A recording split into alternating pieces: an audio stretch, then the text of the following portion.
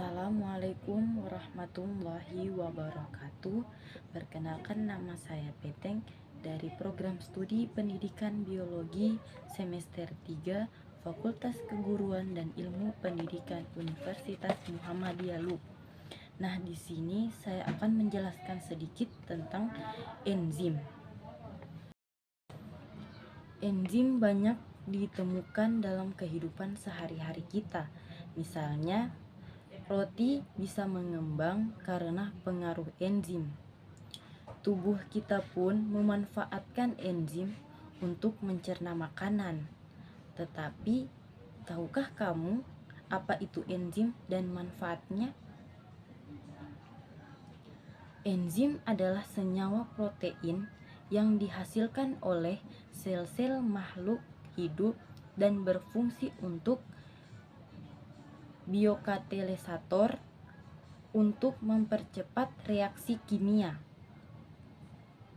Reaksi ini adalah proses yang memungkinkan tumbuhan, hewan, dan manusia berfungsi.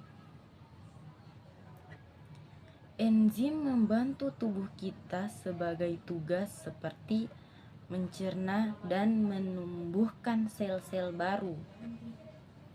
Enzim umumnya tersusun atas apoenzim atau komponen protein dan gugus prostetik. Gugus prostetik dapat berupa koenzim maupun kofaktor. Koenzim tersusun atas molekul organik seperti vitamin dan koenzim A. Koenzim berfungsi untuk memindahkan gugus kimia atom atau elektron dari satu jenis enzim ke enzim lainnya. Sedangkan kofaktor tersusun atas ion anorganik atau atom logam yang berfungsi untuk meningkatkan fungsi enzim. Enzim memiliki beberapa sifat sebagai berikut, yaitu enzim hanya bekerja optimal pada kisaran suhu dan pH tertentu. Suhu yang tertentu rendah akan memungkinkan enzim tidak aktif, sedangkan suhu yang terlalu tinggi dapat menyebabkan enzim rusak atau mengalami denaturasi.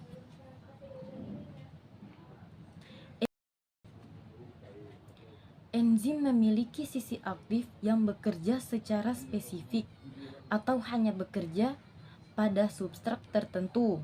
Contohnya, enzim amilase hanya dapat bekerja pada substrat amiluk. Enzim dapat digunakan untuk berulang kali karena enzim tidak ikut bereaksi dan hanya diperlukan dalam jumlah yang sedikit. Umumnya, enzim dapat bekerja bolak-balik atau dua arah. Contohnya, enzim maltase dapat mengubah maltosa menjadi glukosa. Begitu juga sebaliknya, glukosa menjadi maltosa kembali. Lalu, bagaimana enzim bekerja untuk mempercepat reaksi kimia? Enzim mempercepat reaksi dengan cara menurunkan energi aktivasi. Energi aktivasi adalah energi minimum yang dibutuhkan agar reaksi kimia dapat terjadi. Sisi aktif enzim akan meningkat substrat seperti gembok dan anak kuncinya, atau tersibel menyesuaikan bentuk substratnya. Setelah substratnya berubah menjadi produk, enzim akan dilepas kembali. Seperti diketahui kembali, enzim dapat mempercepat suatu reaksi kimia.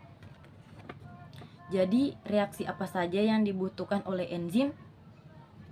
Seperti metabolisme. Metabolisme merupakan keseluruhan reaksi kimia dalam sel makhluk hidup yang dibutuhkan oleh enzim. terhadap dua proses dalam metabolisme, yaitu katabolisme dan anabolisme. Katabolisme adalah pemecahan senyawa kompleks menjadi senyawa sederhana yang akan menghasilkan energi. Sebaliknya, anabolisme adalah rangkaian proses penyusunan senyawa kompleks dari senyawa sederhana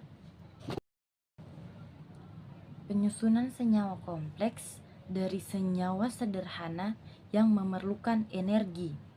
Contohnya, katabolisme. Katabolisme adalah respirasi sel. Tujuan dari respirasi adalah untuk menghasilkan energi dalam bentuk ATP yang akan digunakan untuk melakukan aktivitas. Berdasarkan kebutuhannya terhadap oksigen, respirasi sel ini terbagi menjadi dua, yaitu respirasi aerob yang membutuhkan oksigen dan respirasi anaerob yang tidak membutuhkan oksigen. Mulai dari glikolisis, dekarboksilasi oksidatif, siklus Krebs, dan yang terakhir rantai transport elektron. Loval, energi yang dihasilkan adalah 38 ATP. Dalam prosesnya respirasi aerob memiliki urutan mulai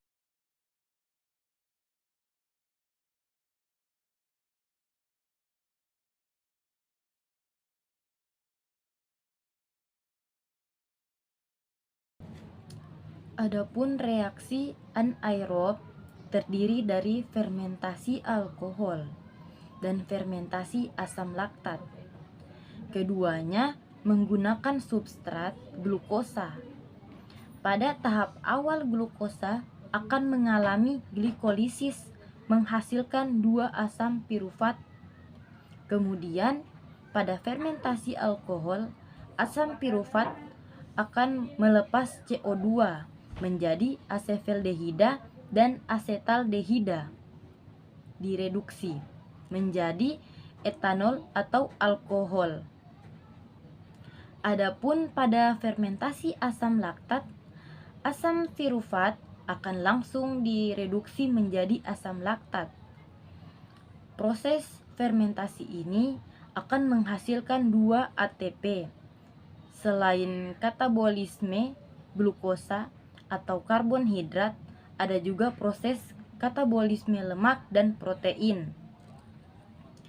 Lemak dipecah menjadi asam lemak dan gliserol. Selanjutnya, asam lemak dan gliserol akan masuk ke jalur respirasi. Setiap satu molekul lemak akan menghasilkan 46 ATP, lebih besar daripada yang dihasilkan oleh karbonhidrat. Adapun protein akan dipecah menjadi asam amino.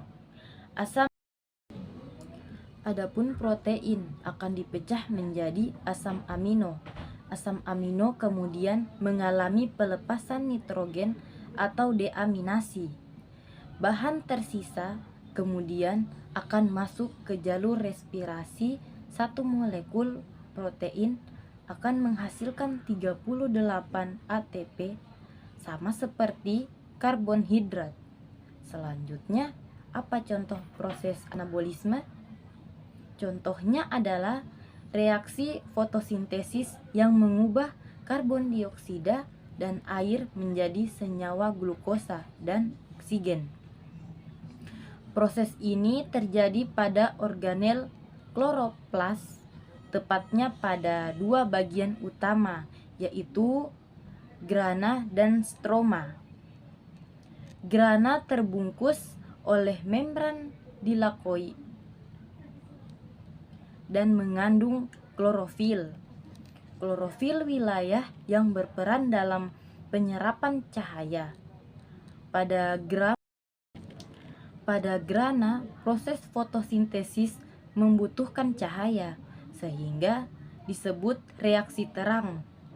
Adapun pada stroma, prosesnya tidak membutuhkan cahaya sehingga disebut reaksi gelap.